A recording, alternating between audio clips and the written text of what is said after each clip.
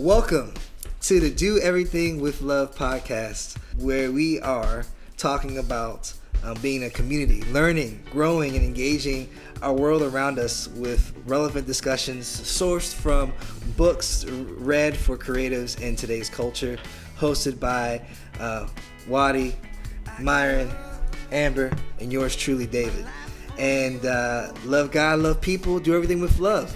Let's get this party started. All right. Well, let's do a little check and see how we all doing. Waddy, how you been? I'm doing good. Summer's been fun. I've been getting some sun. Been playing a lot of tennis. Hey. So that's been new for me. How did I start playing tennis? I don't know. Since the pandemic, you kind of go outside more. And then I used to play tennis in high school. And then, you find some old rackets, some courts. And you're like, wow, I remember this is a lot of fun. And so I've been binging on tennis for a little bit and watching it. And it's like a new hobby. Nice. Yeah, resurgence. Yeah, Great I can hobby relate. for Yeah, I've been playing exercise. tennis too, and just it's a sport that I feel like you have to stay on top of, otherwise Yeah. you don't use it, you lose it. You lose it. Definitely a specific skill set. It's like so much concentration goes into that sport. That's amazing. The mental game. Man. Yeah. I actually saw something about how the best tennis players, they actually have their own sports psychologists.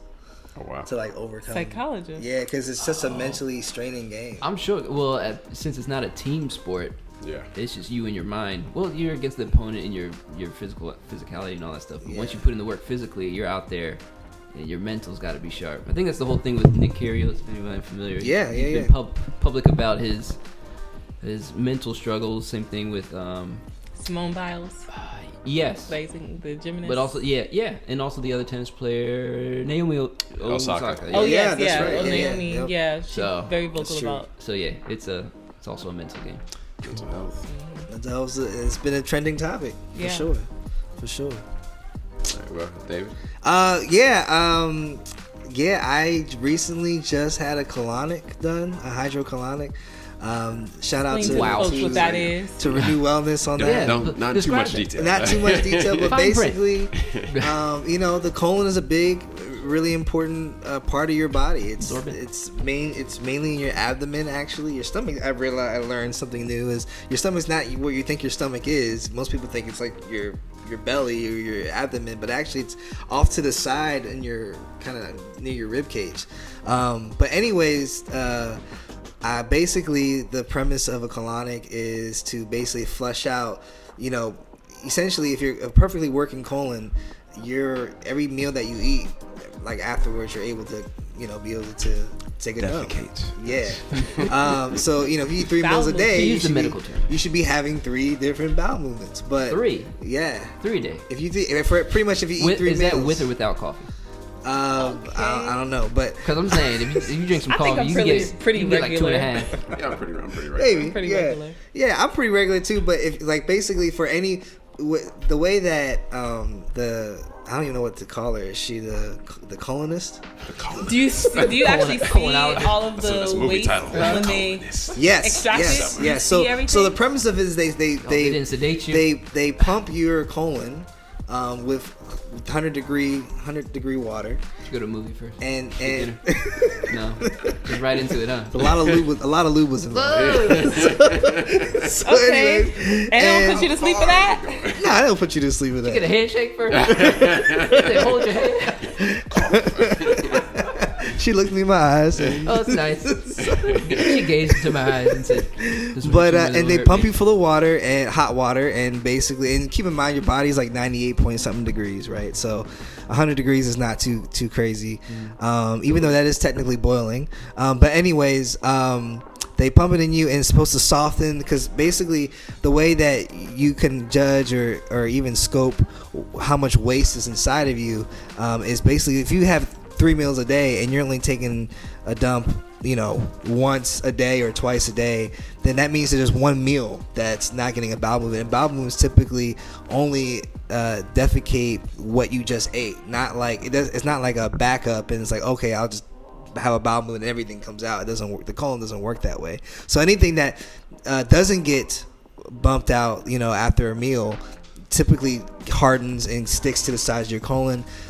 Some say that colon is the place where your immunity comes from, also the place where your disease originates a lot of times, and colon cancer is a huge killer too. So basically the whole idea is that it's emptying out your colon and getting all that backup hardened stuff. It's like hardened like plastic sticking to the side of your walls, and basically working its way. And of course everything isn't done in one treatment, so I'm actually in the middle of getting more treatments done to empty out, because the colon is like 5 feet long apparently. How many treatments?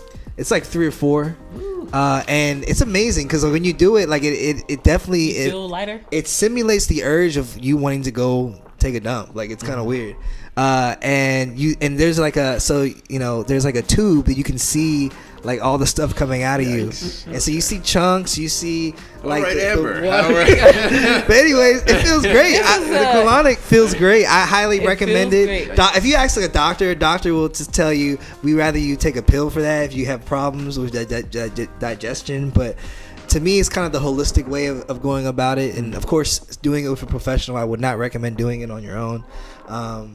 And that is an interesting it's been dope. It's been dope. It's been great. Yeah. On another note, though, so what I've been doing is going to weddings. Wedding season. So that's the wedding season, yeah. Yeah, back to back. So it's been great. One weekend was South Carolina, cousin's wedding. Very next weekend, more exciting, Dominican Republic. Nice. Punta Cana. For several days. That was lovely. These are all like remote destination weddings. Yeah. That's even more fun. So I'm actually just been traveling all the way up until my final actual travel, which is several weeks away, in going to live in Nigeria. Yeah. To go see your husband. Yep. Yeah. So how excited are you about that trip? Completely stoked. It's gonna be just a time that we can just truly connect, be on the same schedule because we're in the same time zone. Yeah. Be able to, go to lunch together during the work week, things like that. Just basic life things. Stuff, yeah. Remind us when you got married again. Just last December. Yeah. 30th, so it's not even been a year yet. 2021. So that's really cool. Yeah. That's what's up. So. Yeah, that's what I get to do after all of the traveling for weddings. All right, just don't get stuck there. Make sure you come back. I'll come back. I'll eventually come back. Eventually. We need you over here in the States. I'm coming back. We still have to do Let Love Rise thing. That's right. But yeah, that's me. Okay. Yeah. That's what's up. Myron, how are you doing? Good. I had caught COVID. I've been out here dodging the Rona, and it managed to catch up to me. It got me. Yeah, it wasn't as bad as I thought. Actually, I thought it was just a regular cold at first, but then like some other people in my family caught it, and they caught it a little harder than it hit me. I had a lingering cough for a while, and I did have fatigue for a little bit, so that slowed down my mountain biking a little bit. I'm still working on getting my cardio fully back. I'm still a little tired. But yeah. But you're vaccinated though, right? I mean, I don't even know when that vaccinated done worn off by now. Yeah, I guess, but it's in your body. I mean, they're at what? As they say, as the doctors say, boost now. As the doctors say, it's encoded into your body. So I'm like, at this point, it's like whatever. I mean, I got vaxxed, I got boosted. Yeah, I'm good now. At this point, I'm not getting any more shots. Like I caught it. Yeah, I feel you on that. I still believe that I'm one of the first original cases.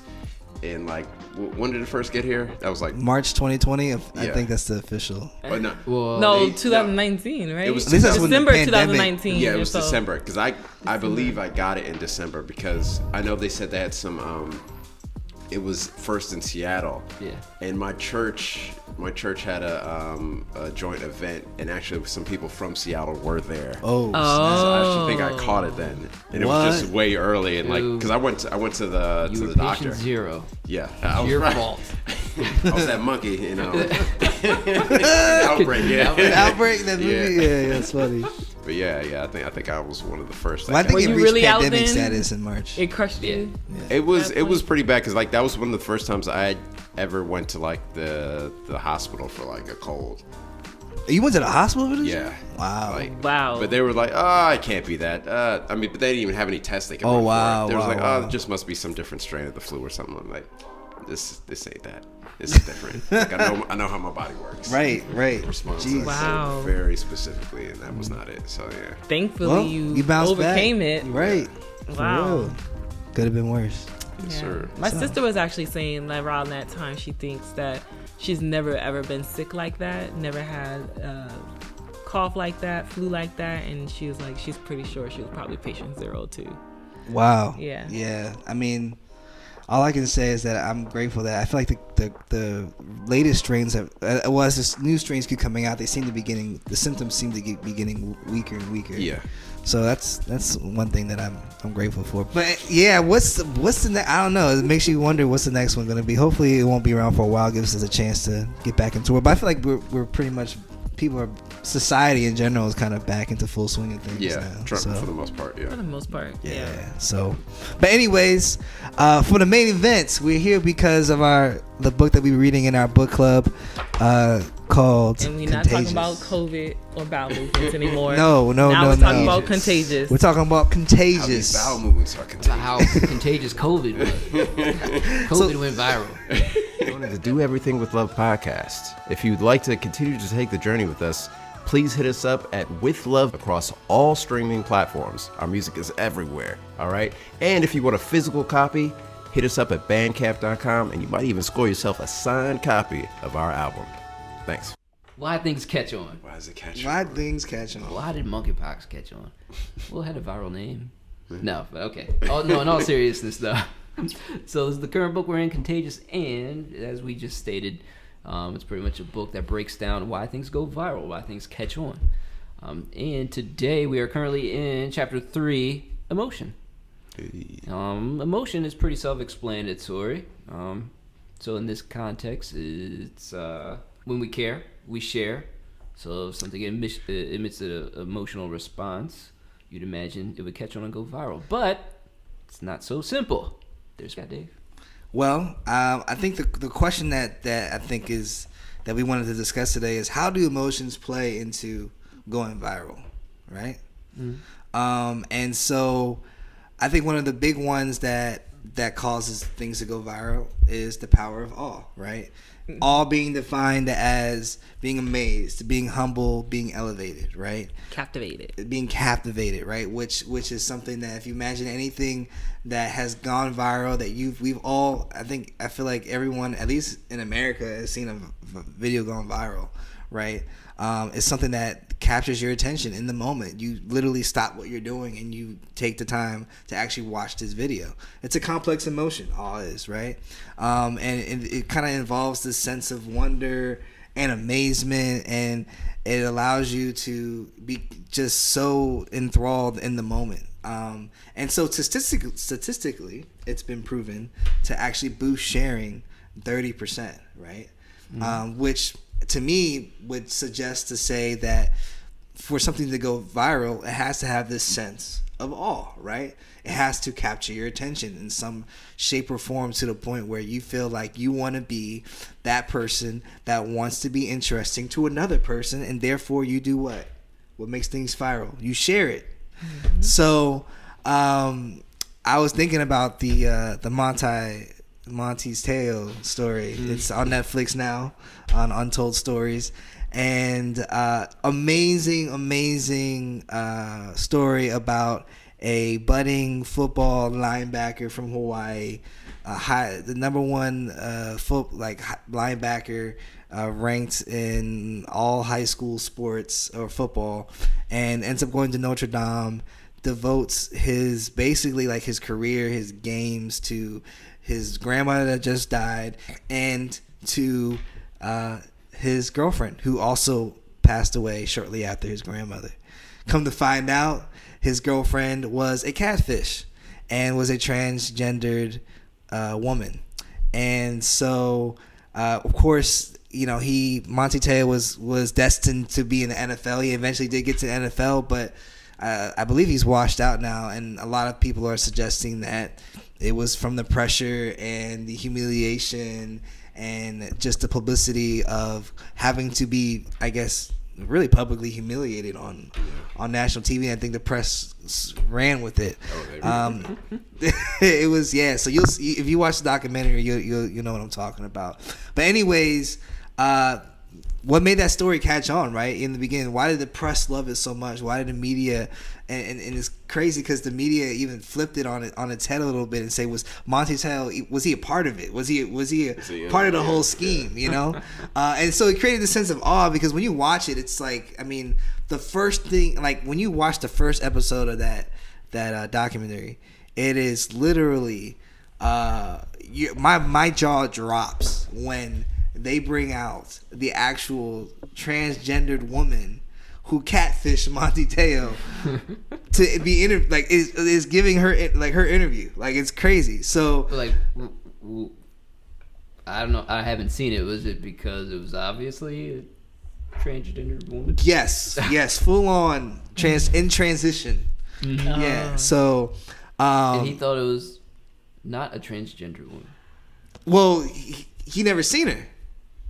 So she was sending like fake pics. Yes, she was impersonating another mutual friend of theirs. Woman. Yeah, that was because basically the reason why even Monty even believed her was because she was impersonating this girl that his cousin knew. And so when he asked his cousin about it, he's like, "Oh yeah, I know her. She's cool. Yeah. She's."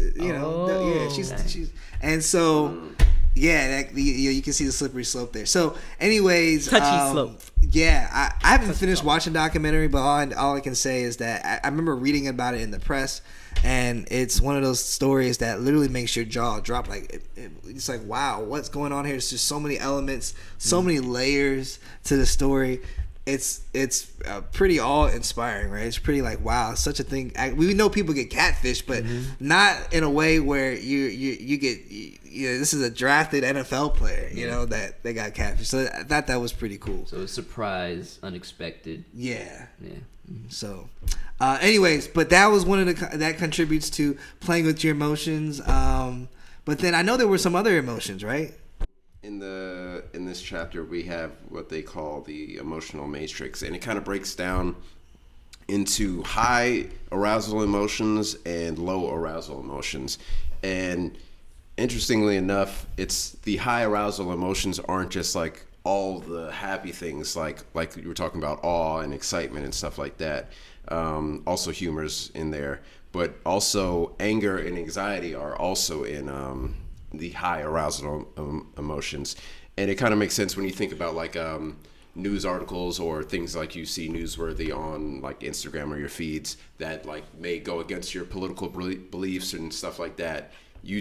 Those are stuff that are shared just as much as like things that you're excited about and things that like give you that kind of sense of awe. Like, I mean, that's why the press pushes so much on, like, if it's CNN, they push so much on the Trump hate, or if it's Fox News, they push so much on the Biden hate, because that kind of negative and angry emotions that build up anxiety and fear and all those things, those are higher arousal emotions. They cause you to want to act and cause you to want to engage with their feeds and their community and stuff like that. I mean, I remember during the summer of 2020, right, the whole George Floyd thing, right? Yeah.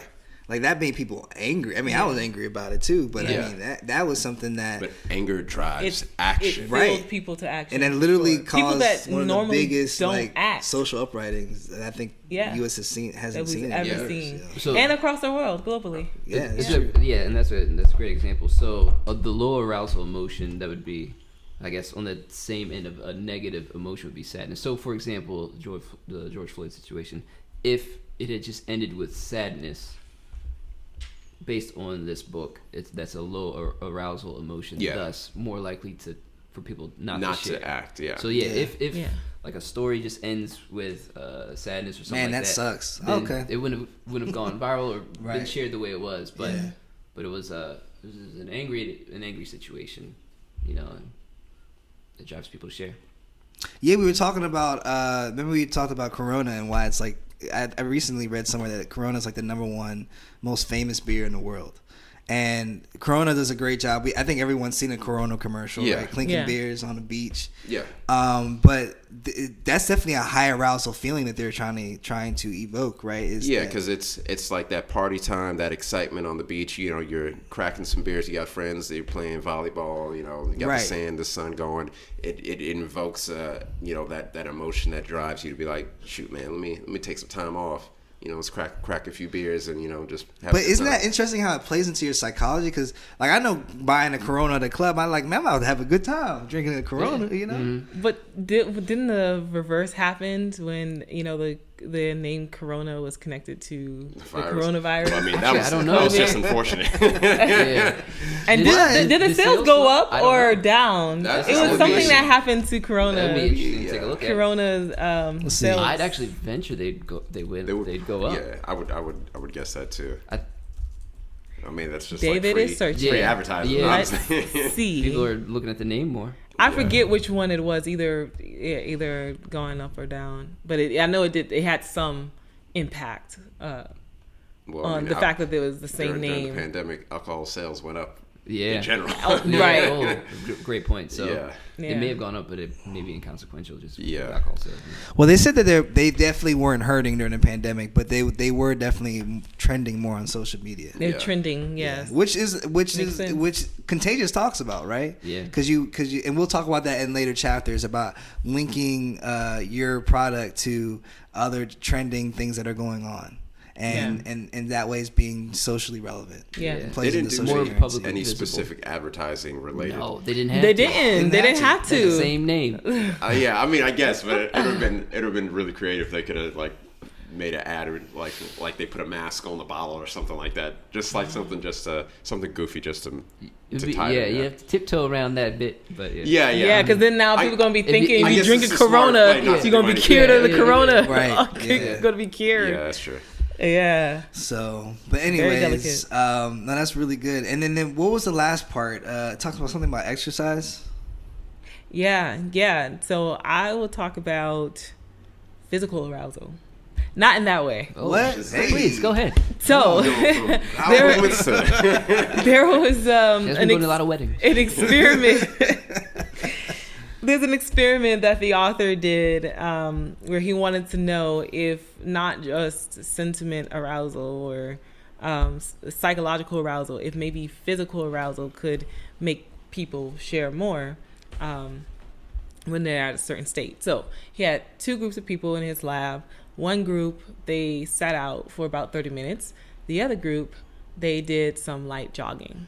Then the second part of the experiment, he gave everyone a news article, something about a school, and he told them like, hey, you can either share this via email or do whatever you like with it. And what he found was that the group that did the light jogging, they actually shared 75% more than the group that in the first half of the experiment was just sitting for that 30 minutes.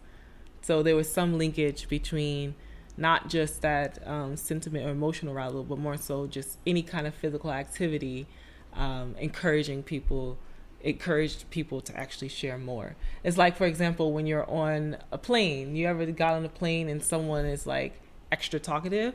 Mm-hmm. It's that physical arousal of being on a plane. So people are afraid of plane rides. Yeah. And so it causes them to overshare. Yeah. Yes. Imagine sometimes even it's shown when you're in a car accident, right? Or just missed a car accident, you might find yourself sharing more personal details about your life. If you're ever in any kind of like situation that causes fear to grip you or for you to have to react or move differently than normally, that physical interaction that you're having in that moment causes you to want to share. What comes to my mind is concerts, right? Like the hustle and bustle of getting into a large arena, right? Especially with, I'm not talking about like ballets or orchestra concerts. I'm talking about like pop concerts, hip hop concerts, right? Yeah. Like the hustle and bustle of getting into the arena, the excitement that's in the air. Yeah. As soon as your heart rate's up, you're work for ballet. The excitement of going to the. When the artist comes out,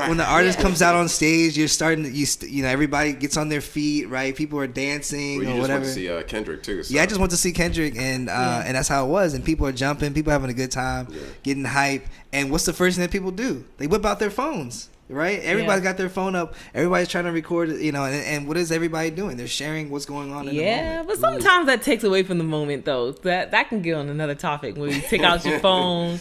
Yeah, some artists now but it's that cool factor. Like, I'm at a Kendrick concert. They put away their currency. phone now. Social currency. Social currency. It's but it doesn't exist. It's not real if you don't have a picture, though. Have you guys been seeing now with these comedians like Dave Chappelle and and Kevin Hart? They have to lock up. They have to lock up. I'm seeing like their musical phone artists do now. that now too. Yeah, so they can just be in the moment. They take your phones, right? Yeah. No, they don't even take your phone. There is a company, I forget the name of it, where you actually put it inside of a pouch and then you scan it to seal it, to lock it, and you keep your pouch and you cannot open your phone. And if you get caught by security trying to open the pouch, you have to exit. Well, I think it's done because, I mean, like, as a comedian, if you're going on tour, right, you don't want to. Nobody wants. You don't want to spoil the material. But like he's like Myron is saying, also musicians are now doing this because they want to be able to interact with their audience more, and they are able to do that when no one is looking on their phone or trying to make sure that they're getting the best video shot. Right? That's true. That could be interesting. Yeah. Yeah. So I can see how for a comedian that would be. More relevant because they didn't put out an album or anything like that beforehand. So as a musician or a music group, the material is already out there, so I can see how that's probably less of a focus for them. Right. But it would still be interesting for musical context to see how that would play, if it'd be advantageous or not. Yeah. Especially if maybe you want each audience in every city you go to, every location you go to, you want audience to connect with you in a different way. Or you want them to connect in a way that they might have already seen before they went to the concert. Yeah, you want them to hear it fresh. I mean, if you're delivering punchlines and stuff, it's like you don't want them to be expecting it. Like, you want to hit them like, bam. It's like, oh shoot, I didn't even see that joke coming. That's how comedians work. Mm-hmm. Yeah, I think. I also think about like running apps too. So running apps, you a lot of people want to record how far they ran, how fast they ran, even like heart rates and other biometrics.